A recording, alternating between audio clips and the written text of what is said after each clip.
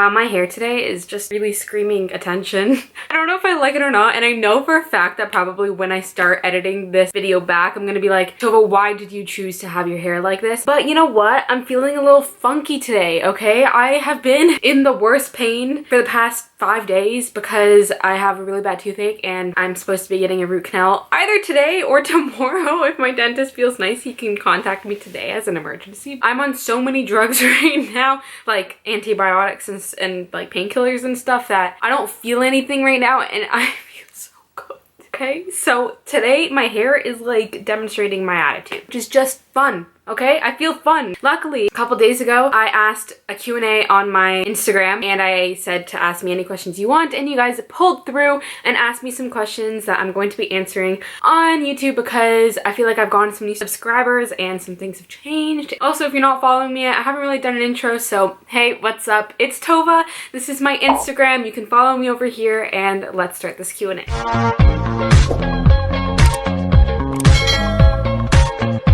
Alright, so why are you so freaking amazing? Thank you. That's very sweet of you. Tattoo tour. Oh, alright, so I might have to strip down for this. Take this off for a sec. Show you guys from like first tattoo to like the last tattoo I've gotten. So this was the very first tattoo I ever got, which says strength. I wrote it on my arm every day in high school, and at a certain point my mom was like, listen, you're gonna get poisoning from writing it with Sharpie, so let's just go get a tattoo. And my mom and dad and brother, we all were in Israel and we got a tattoo. The same day my mom got a matching tattoo, but hers says faith and mine says strength. So that was my first tattoo. This was my second tattoo. This one's probably my favorite tattoo, and I need to get it detailed a little bit more. It's really hard to show, but it says now with like a mix of a mandala and lotus flower. Whenever I get stressed or really anxious, I doodle, and I doodle a lot of things similar to this. And so this tattoo kind of just reminds me to just breathe, be in the present moment, be mindful of my surroundings, and like everything is okay, and to just live in the now, obviously. And then I think this was my third tattoo. This is a matching tattoo I have with my twin brother. Yes, it's like a Venn diagram. It's basically like we have two circles. One circle's me, one circle's him, and no matter what, we always have a part that we like combine and mix together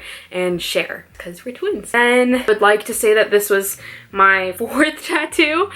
This one says reborn, and I won't go into the explanation of it because it's a little bit deep and personal, but I also have it matching with my brother and it means a lot to me. Then my next tattoo after that is probably the one on my neck. I don't know if you guys could see it or not. And I got that one with one of my friends. It was something spontaneous. It doesn't really mean much. And then I have the one on my ankle. I got that one with a bunch of my friends that I made when I traveled Southeast Asia. Me and like 5 or 6 other people have the exact same matching tattoo. So that's pretty cool. And then I have this one, which I just got on the last time I went to Asia, and this one is just kind of like the way I would like to symbolize traveling for me, because it's like this is my normal life, the straight line, and then the little dotted line that curves is like the excitement and fun and travel and like adventure that I have in my life, and it shows me that I can always go back and forth between my normal life or like the life I'm currently living and the adventure, and I can always go for an adventure. So those are all my tattoos. All right, next question. Are you in a relationship? I am. I'm dating my boyfriend of 1 year and a bit now, so sorry. Best way to get over a breakup. I think that this depends on everybody because everybody is so different in their ways of coping. For me, I internalized a lot when I got over my breakup. I definitely did a lot of writing and poetry. I focused on myself a lot. I went to the gym a lot. I hung with friends. I think you have to tell yourself that no matter what, you can't control the past. It's already happened. What ifs can just consume your mind, and like, what if I was nicer to them? What if I did this with them? What if during our fight I said this to them? But the issue is like, you can't. It's not gonna happen because that's already in the past. You have to let it go and accept where you are right now and like the person you are now, and foresee what you want to change in the future about yourself and how you can heal yourself to be like a better partner in the future. So take the time to just like be present where you are and not get soaked up in all the what ifs, because that will torment your mind, and let the past go. It takes time, but the time you heal yourself and just put in the constant effort to do something small for yourself. Take yourself on dates, be your friend, be your own partner for a little bit at least, until you find someone new and you realize that, you know, maybe you were better off without that person. Biggest pet peeve. This is tricky. Okay, I hate micromanaging. That's definitely a pet peeve. Like when someone just like gives me like little like Just micromanaging just gets under my skin. Chomping, I can't stand. Like small noises, like my brother, he does like these noises like when he's just sitting still, and oh my god, like it's so annoying. Oh, biggest pet peeve, definitely when I'm talking to someone and they're on their phone. It's just rude. That's definitely something that gets on my nerve. Or like if I'm with someone and they're on the phone talking to someone, just tell them like you can't talk to them right now. Unless it's like something big, but favorite country you've traveled to?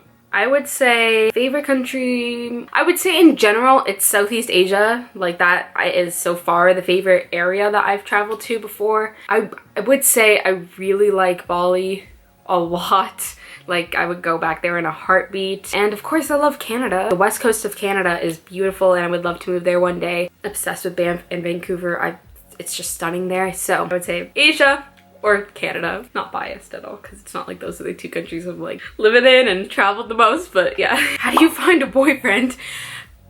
So obviously there's like options of apps, but I truly think that like if we're talking about attracting a boyfriend, then I think that in order to get a boyfriend, in order to attract a boyfriend, and like a good boyfriend that you would find that is like your person, focus on yourself. You know, when you focus on yourself and you become the person that you want to attract, like you want to attract a smart, good looking, well put together, organized, ambitious person, and you are not ambitious or organized or anything like that, then how do you expect to attract someone like that? Usually like start with yourself. Work on being your best self, and I promise you that will attract a boyfriend or the right person. Whether it be a friend or boyfriend, will attract the right people into your life. How do you get brands to reach out to you? I would say I worked with several brands in my career of Instagram. None of the times have I ever reached out to them except for one, and that was for this phone case one, because I wanted to see if I could actually get a collab. But aside from that, like all clothing and supplements, sponsorships, agreements, collabs, whatever, it has been them reaching out to me, and I just again, I mind my own business. I be my most authentic self. I work on myself and on my page, making sure that I post good quality, good content, and they just gravitate towards me. So I would say don't focus on them so much. Focus on producing the best content that you could possibly do. Obviously, like it'll help if you tag them and buy their products, because then they see that you're like a consumer and that might grab their attention. But aside from that, just post the best stuff that you can, and don't chase after them. They will come to you. Are you always positive? No. If you watch my videos a couple videos back, I have really tough days. I have really tough weeks. I have really tough months. I try my best to be positive as much as I can. Some days I'm not. And that's reality. So how do you always stay so positive? So I guess I think a lot of like the ways that I stay positive lies in my routine of my day, my morning routine and like night routine, and the way I take care of myself. I think that every morning I set the tone for my day. I read, I journal, I constantly tell myself good things. My self-talk, I would like to say, is really good. I work on it. Like it's not like it passes me by every day. Every day I work on being positive. It's a constant effort that I put and make to create my mindset like that. And if you're willing to put in the effort, I think that you can be so positive too. It's not something that will instantly come to you. Like you have to put in the effort every day to make yourself happy. You know, after a while it just becomes a habit, and it's not really effort. It's just like who you are, and it's just a routine. I would say find the things that you enjoy doing and things that like pull the better out of you, and then do it repeatedly every day. Do you do if it fits your macros? Yeah, I do. So I'm just a firm believer in calories in versus calories out. The easiest way for me to track that when I'm cutting is following like my macros in MyFitnessPal. I find that just tracking my macros via MyFitnessPal is the easiest thing. Now that doesn't mean like I'm a firm believer in eating whatever to get to your goals. Obviously, if you could get your macros in eating more whole and clean foods rather than having like pizza and stuff that will still fit your macros, I would. Like, you know, 80% of the time, and then the rest of the time like you can have the small treats that you want. But yes, I do if it fits your macros. We're almost done here. So favorite exercise, I like hip thrusts and RDLs, those I love. And upper body wise, I would definitely say lat pull downs and lateral raises. Those are my favorite exercises. And last one, have you ever done anything illegal? Yes. It depends what you define as illegal. Yeah, I mean, do I have to go into it? Whether it be like breaking a law, trying something that is illegal, I have, yes. I guess I'm not a softie. But that is it. That are like actual solid questions. The rest are kind of weird. Thank you guys so much for watching. I hope you guys learned a little bit more about myself and enjoyed this Q&A. Don't forget to give this video a thumbs up if you did enjoy it, and don't forget to subscribe so you don't miss any of my videos and so we can become friends. Anyways, I will see you guys sometime again soon. Thank you for watching, and don't forget to stay cool. Peace. And it goes a little something like